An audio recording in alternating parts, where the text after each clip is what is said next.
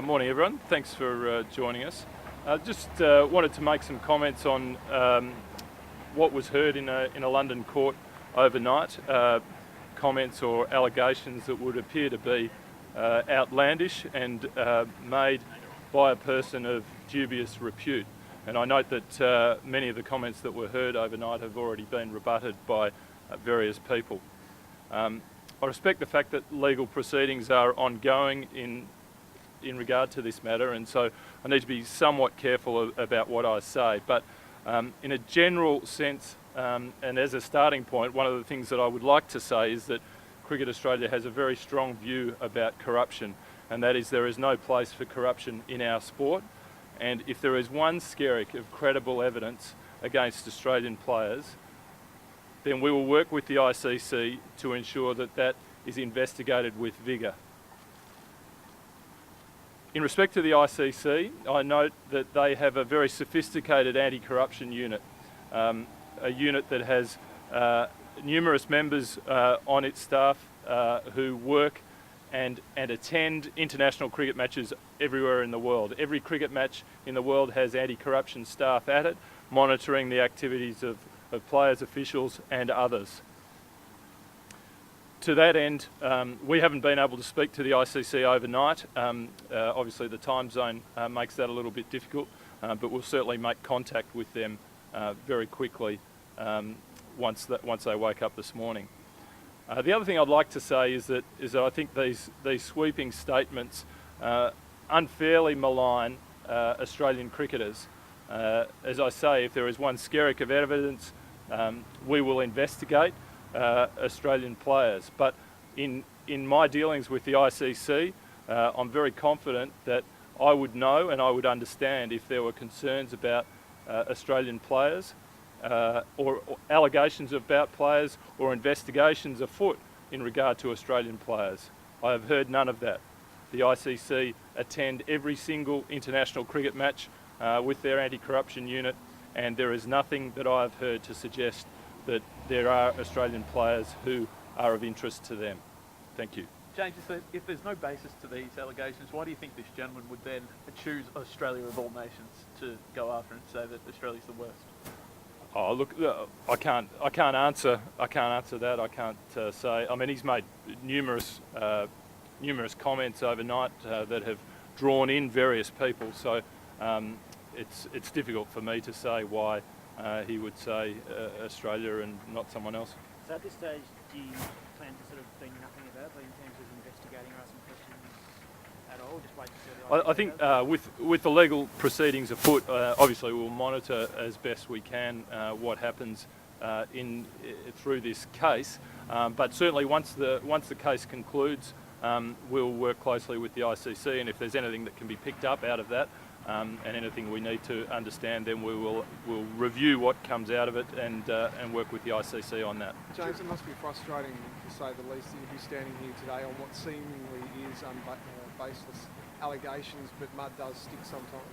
Oh look, there's no doubt that, as I say, I think that these would appear to be baseless allegations, but at the same time, cricket needs to stand very firm in its conviction against corruption in our sport. And if there are allegations that have any sense of credibility around them, then it's very important that we take all of the necessary action to investigate. Given that this was a tabloid sting, effectively, that uncovered this, are you confident that those ICC mechanisms are in fact enough? Oh look, I think that there's no doubt that the game needs to continue to be vigilant. The publicity around this is a very clear reminder that there are people out there who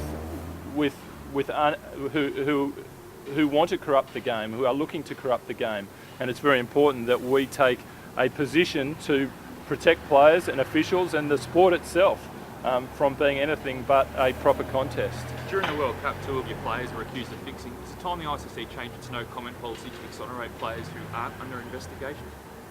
Can you just repeat that question? During the World Cup, when Haddon and Watson were sort of accused in a newspaper of being involved in fixing, the ICC doesn't say anything about fixing as a policy. Do they have to change that policy to exonerate players who aren't? I don't think Haddon and Watson were accused of fixing. Let's be very careful about what we say there. Again, it comes back to a position that we need to take and to treat any credible allegations seriously. If there is any issue or there is any concern, we will investigate them. If we charge players and we find them guilty, we will have no qualms about issuing a life sentence on players who are found guilty of match fixing. James, ideas like bracket betting, is there something that should be done perhaps in the betting on cricket at the moment and the ways that you can bet on games?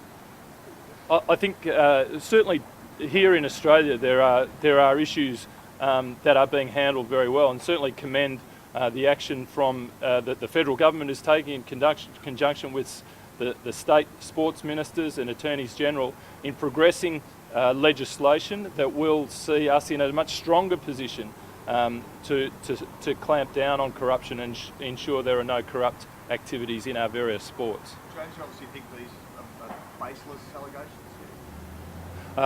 As I said before, there is nothing that I have at hand to suggest that these are anything but baseless and outlandish allegations.